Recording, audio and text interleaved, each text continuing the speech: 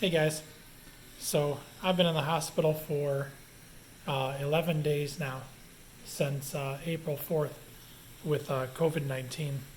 Um, starting like April 1st or so, I was, uh, I was pretty sick. I was having some difficulty breathing, so I went to go get tested, and I tested positive, and it just kind of progressed from there over those 3 days or so. Um, I my oxygen levels went down to about 89. At home, I bought a little meter to test with, um, and it got pretty bad. So I ended up actually calling 911 and getting an ambulance ride to the hospital. And I've been in here since April 4th. It's now April 15th. My When I first got to the hospital, I spent about four 4 to 6 hours in the waiting room, um, just waiting to actually get into some kind of examination. So that was difficult. It was very difficult because I hadn't eaten in about a day and a half, almost 2 days, and I was really hungry. I was dehydrated, and I was basically just falling all over the room. It was challenging to maintain my sanity in that waiting room, but and I was at a special subsection for COVID patients. So it was me and one other guy, and he was just hacking up like his lungs all over the place. So it was hard to watch that too. But I eventually got into a small little private room, and they gave me an IV pretty much immediately. Gave me an IV. They gave me some steroids for breathing, and they gave me, I think, a few other pills. I don't even remember what they gave me at this point. And I stayed in that room for, I think, about 3 days, 2 or 3 days. They started me in that room. They started me on, I believe it's called remdesivir or something like that. It's a antiviral IV for COVID. So they put me on that. I had my first treatment in that room. Uh, then they moved me to another room.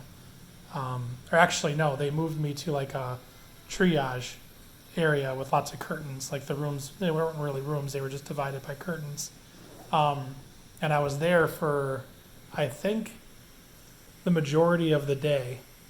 Um, Maybe even, I think it was into the night. I think probably around like 2 or 3 o'clock in the morning, that they ended up moving me to another room. And this time I got moved over to a two-person private room. There was me, and then there was a gentleman that had been in the hospital. He was an older gentleman. He's probably around like 70 or 80, who had COVID as well. And he had been in there for, I think, 2 weeks. So he was really nice. His name was George. He he was We talked a little bit here and there. Basically, just him telling me a little bit about his life and whatnot.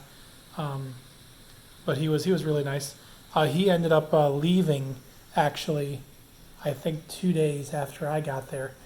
He ended up going to a treatment facility not far away, and his oxygen was doing good. He seemed to be in good spirits. I know he had a lot of trouble moving around, but other than that, he was, physically uh, in good health for the most part.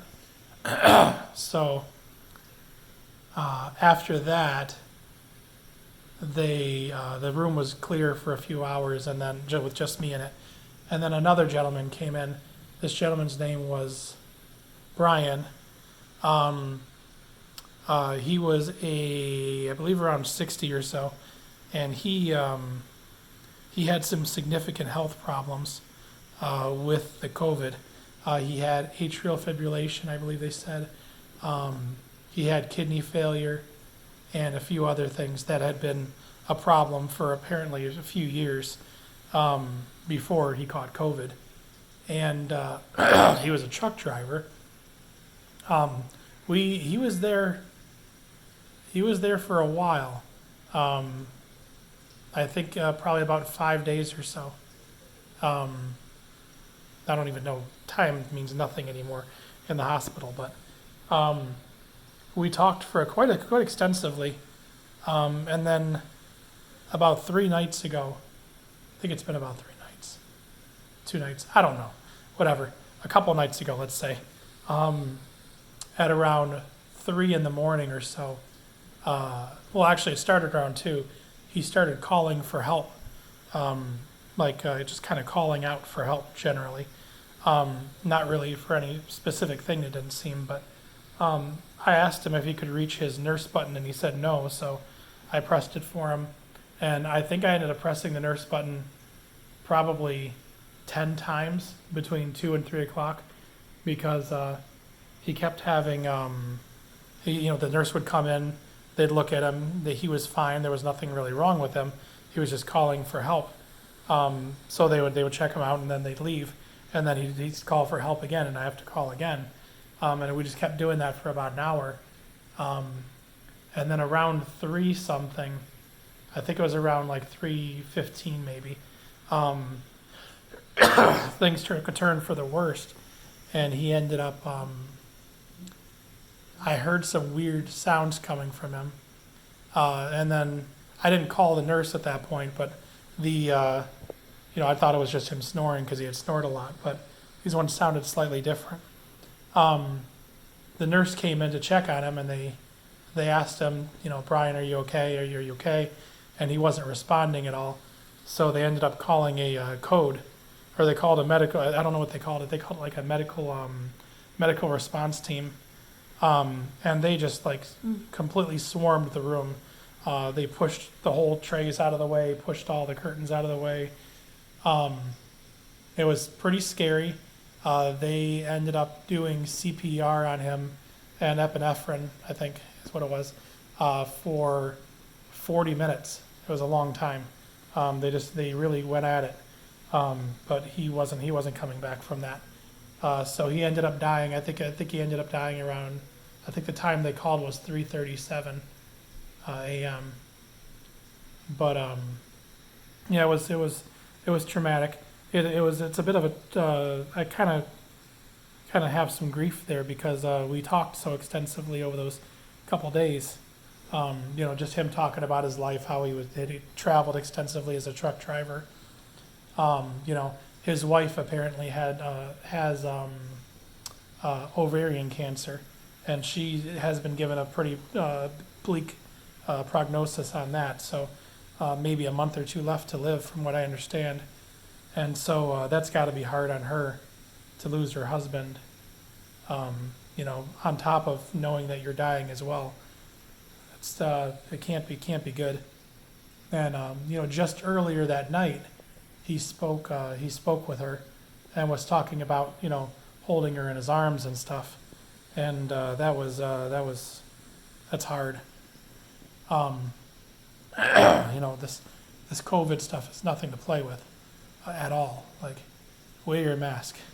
I think the mistake that I made is that at work, when I was eating, I would eat in my office, and people would come. My office isn't really an office, it's more of like a little hallway with a little cubicle set up in it.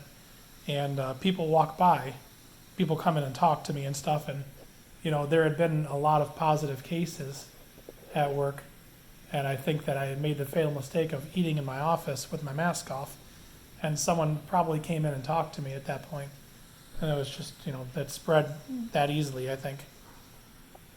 But, just be careful with this.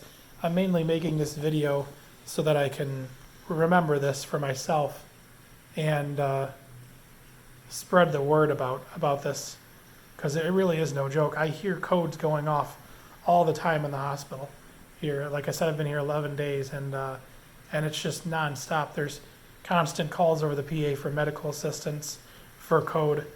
I believe, based on what I'm understanding, and with the questions I've asked the doctors, code basically means that someone is in a situation where they're going to need CPR or extensive medical treatment. And I hear that a lot. So and I'm in Michigan, and right now we're dealing with one of the worst COVID spikes as of April 2021. It's a really bad situation here. The hospital's pretty much completely full, and in fact, most of the hospitals in the area are.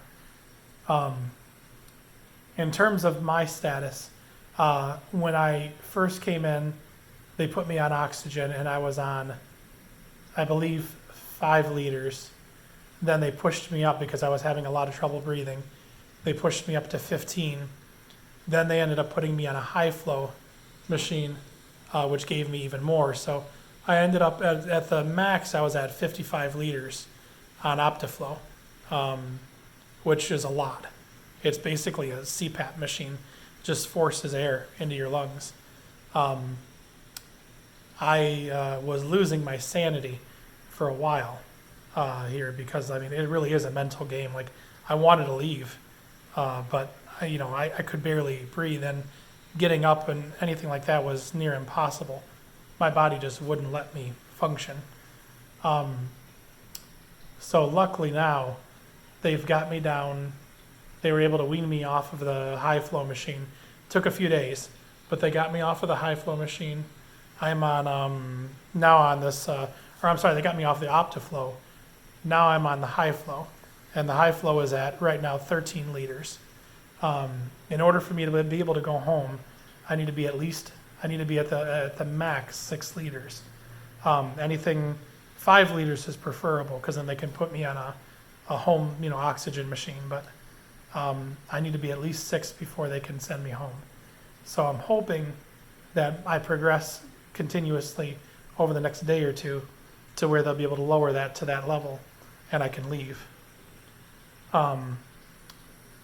If there's a positive that came out of any of this, I would say that it's definitely made me look at my health in a way that I need to focus more on losing weight.